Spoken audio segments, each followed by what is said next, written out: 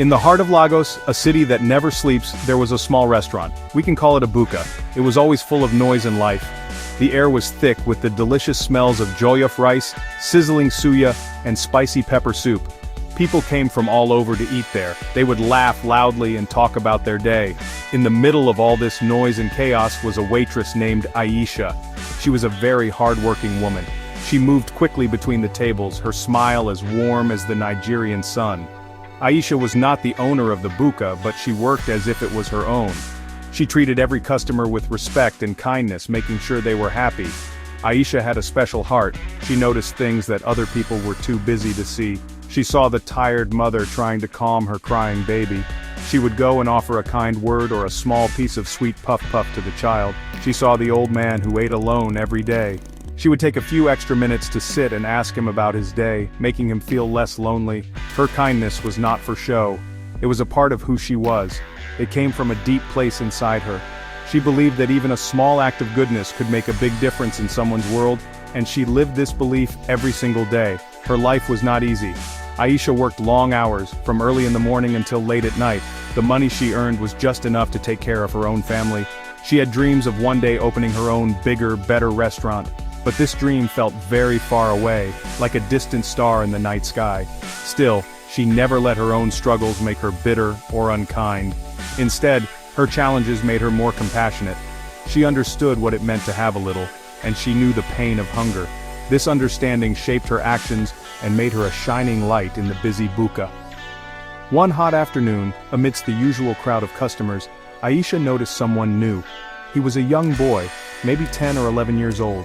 He stood quietly by the door, his eyes wide as he watched people eat. He was very thin and his clothes were old and worn. He did not come in to order food, he just stood there, watching. He looked hungry and a little bit lost. While others ignored him, seeing just another street boy, Aisha saw something different. She saw a child who needed help, a quiet soul in a loud world. Her heart went out to him immediately, and she knew she had to do something. The next day, the quiet boy returned. He stood in the same spot by the door, his gaze fixed on the steaming plates of food. He never begged or asked for anything. He just watched with a silent longing that broke Aisha's heart. On the third day, Aisha made a decision. She waited until her boss was busy in the back kitchen. Quickly, she filled a plate with a generous portion of jollof rice and a piece of fried chicken. She walked over to the boy and knelt down so she could look him in the eyes. "Hello," she said softly. "I am Aisha. This is for you." The boy looked surprised, his eyes darting around as if he expected to get into trouble. Hesitantly, he took the plate from her hands. He did not say a word, but his eyes said everything. They were filled with a gratitude so deep that it touched Aisha's soul. He quickly found a quiet corner outside and ate the food faster than she had ever seen anyone eat. From that day on, this became their secret routine. Every day, the boy, whose name she learned was Emeka, would appear at the door, and every day, Aisha would find a way to give him a plate of food. She would hide it from her boss, who was a strict man and would not approve of giving away food for free. It was a risk, but it was a risk she was willing to take. Their friendship grew in these stolen moments. Aisha would sometimes sit with Emeka for a few minutes while he ate. She would ask him about his day and listen to his quiet replies. She learned that he had no family and lived on the streets, doing small jobs to survive. She encouraged him to be strong and to never give up on his dreams. One day, Emeka, she would say, "You will be a big man, just remember to be good and to work hard." She was more than just a waitress to him. She was a mother, a friend, and his only source of hope during a very difficult time in his life. This continued for almost 2 years. Some days were harder than others.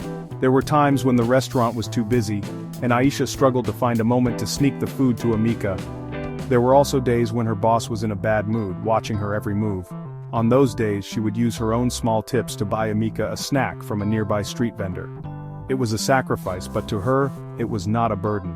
Seeing Emeka's face light up with a smile was all the reward she needed. The joy of helping him filled her with a sense of purpose that made her own problems seem smaller. Years passed by, like seasons changing. One day, Emeka stopped coming to the buka. Aisha waited for him, a plate of food ready, but he never appeared. She felt a deep sadness and worried about what might have happened to him. She asked around, but nobody had seen the quiet boy. Life went on, and the memory of Emeka became a sweet, distant thought. Aisha continued her work at the buka, her kindness never fading, though her dream of owning her own place seemed to have faded completely. She was getting older and her energy was not what it used to be. The buka remained the same, a constant in her life story. Then, on a bright Monday morning, a very expensive-looking car, a sleek black Mercedes, pulled up in front of the humble buka. This was not a common sight in this part of town, and everyone stopped what they were doing to stare. A man in a sharp, expensive suit stepped out of the car. He was tall and confident, and he looked like he owned the world. He walked straight into the restaurant, his eyes scanning the room until they landed on Aisha, who was busy clearing a table. He walked directly towards her, a wide, warm smile spreading across his face. Aisha looked up, confused by the attention from this important-looking stranger. "Aisha?" the man asked, his voice gentle but strong. She looked closely at his face and then she saw it. In his eyes she saw the same quiet, grateful boy she had fed all those years ago. It was Emeka. He was no longer a thin, hungry child. He was a man, a powerful and successful one. "Emeka?" she whispered, her hands flying to her mouth in shock. Tears filled her eyes as he pulled her into a warm hug. The entire restaurant watched in stunned silence as the rich man embraced the humble waitress. "I told you I would come back," he said, his voice thick with emotion. "I never forgot you, Aisha.